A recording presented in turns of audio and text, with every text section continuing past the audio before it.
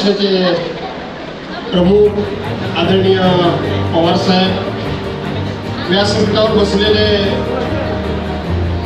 माझे ज्येष्ठ सहकारी, मध्ये अशी महत्वाची दुरुस्ती केली गेली की येणारी कोणतीही निवडणूक असू द्या,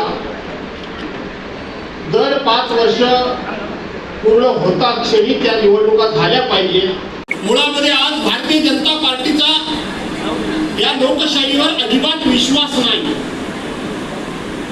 डॉक्टर बाबासाहेब आंबेडकरांच्या संविधानावर यांची श्रद्धा नाही आणि यांना कोणत्याही परिस्थितीमध्ये लोकांनी चालवलेला राज्यकारभार हा यांना अजिबात मान्य नाही. आज केंद्रामधले जे मंत्रिमंडळ आहे ते जर आपण बघितलं, आपल्याला देशाचे पंतप्रधान नरेंद्र मोदीजी आणि गृहमंत्री अमित शहाजी याच्या पलीकडे तिसरा मंत्री कोण ते नितीन गडकरी आपल्या महाराष्ट्रातले असल्यामुळे आपल्याला फक्त माहिती आहे. यापेक्षा केंद्रामध्ये तिसरा मंत्री कोण हा आपल्याला माहित नाही. काय माहिती? मागच्या मंत्रिमंडळामध्ये स्मृतिताई इराणी होत्या म्हणून थोड्याशा माहिती होत्या, पण आता त्याही मंत्रिमंडळामध्ये नाही. बरोबर आहे का नाही? त्यावेळेला स्मृतिताई इराणींचं नाव जरा बरंच, म्हणजे मी चांगल्या अर्थाने म्हणतोय, मी वाईट अर्थाने म्हणत नाही. एक फूल आणि 2 असं कोण म्हणतं?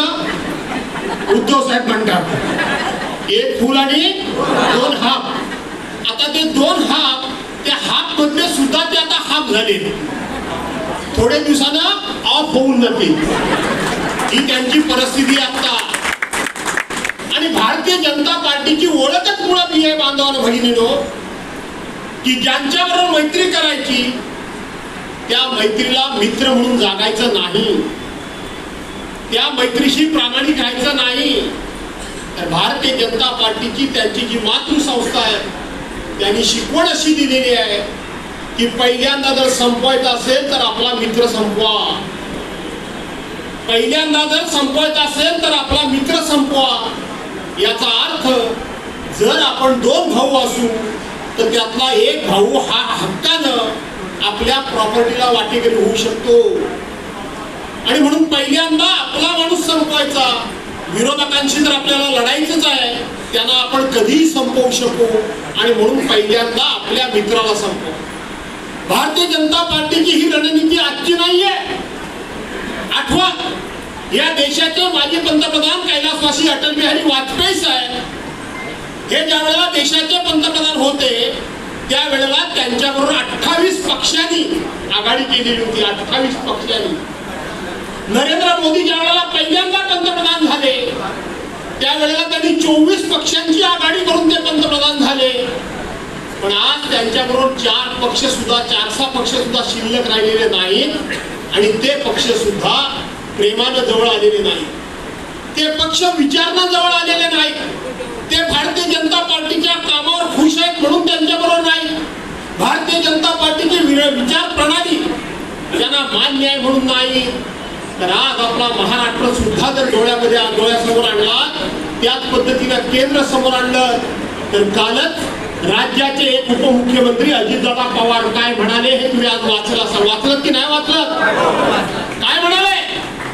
त्यांच्या सत्तेमधले अजितदादा पवार म्हणाले की 70,000 कोटी रुपयाचा भ्रष्टाचार हा इरिगेशन खात्यामध्ये मी केला असा माझ्यावर ज्यांनी आरोप केला तो आरोप सिद्ध तर झाला नाही, पण आज त्यांच्या मांडीला मांडी लावून मी सत्तेमध्ये बसतोय. म्हणजे आरोप करायचे, खोटे नाटे आरोप करायचे, खोटी नाटी टीका करायची, त्या माणसाला नामोहरण करायचं. तो जर आरोपानं बदला नाही, तो जर आरोपाला बळी पडला नाही, तर या राज्यामध्ये या देशामध्ये अनेक प्रकारची ED, CBI, NIA, income tax, ACB अशा अनेक चौकशा त्यांच्या पाठीमागे लावल्या आणि त्यांना ना इलाज करून टाकला आणि त्यांनी आपल्या पक्षामध्ये घेऊन सत्ता केली. आज ज्या मंत्रिमंडळामध्ये हसन मुश्रीफ आहे, त्या हसन मुश्रीफांच्या पत्नीचा आपण एकदा कधीतरी व्हिडिओ काढून बघा. ती माऊली अशी म्हणाली, अरे ह्या रोज सकाळ संध्याकाळ चौकशा, रोज सकाळ संध्याकाळ पोलीस घरामध्ये रोज सकाळ संध्याकाळ ईडीचे लोक, रोज सकाळ संध्याकाळ इन्कमचे टॅक्सचे लोक एकदा हातामध्ये रिव्हॉल्वर घ्या आणि आम्हाला मारून टाका, पण हा आमचा छळ थांबवा, हा आमचा छळ थांबवा. ते हसन मुश्रीफ आज भारतीय जनता पार्टीच्या सरकारमध्ये गेले, त्यांची चौकशी सुरू आहे. तुम्हाला ऐकायला मिळते. घेऊन फिरत होता ना कोण तो?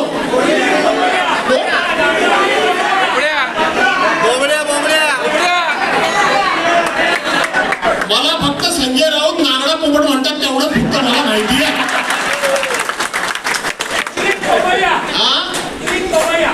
एवढा मोठा हातोडा घेऊन सकाळ संध्याकाळ त्या अनिल परवांचं हॉटेल तोडायला, त्या सदानंद कदमांचं हॉटेल तोडायला, त्या आशा मुश्रीफांचा कारखाना तोडायला रोज सकाळ संध्याकाळ फिरत होते.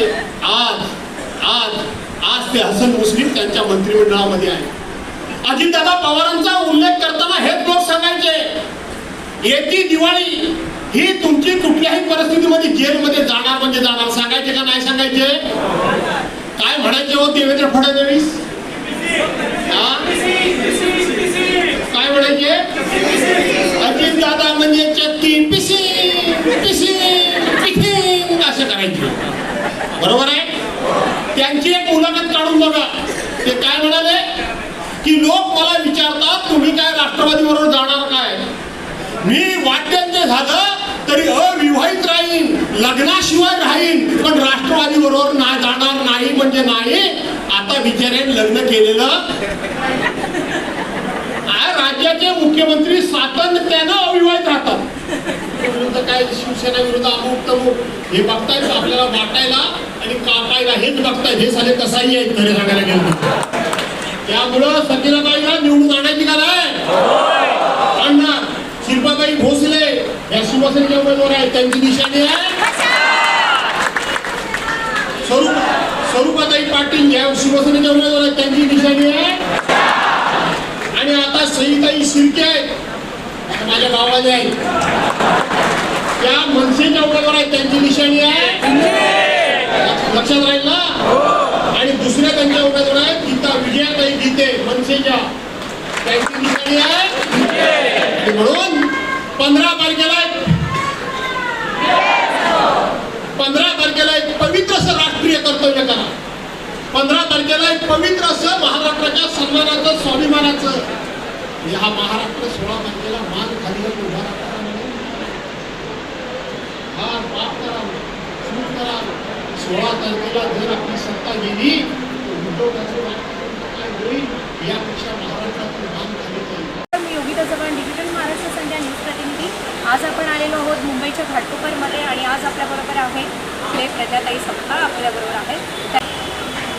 मी शिवसेना उद्धव बाळासाहेब ठाकरे विभाग संघटित साधना सपकाळ ईशान्य मुंबई विभाग क्रमांक 8 आहे.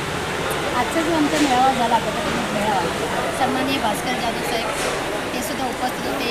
सर्व नेतेगण मंडळी, शिवसेना युतीटी, मनसे युतीटी, सर्व पदाधिकारी तसेच उपस्थित सर्व नेते मंडळी.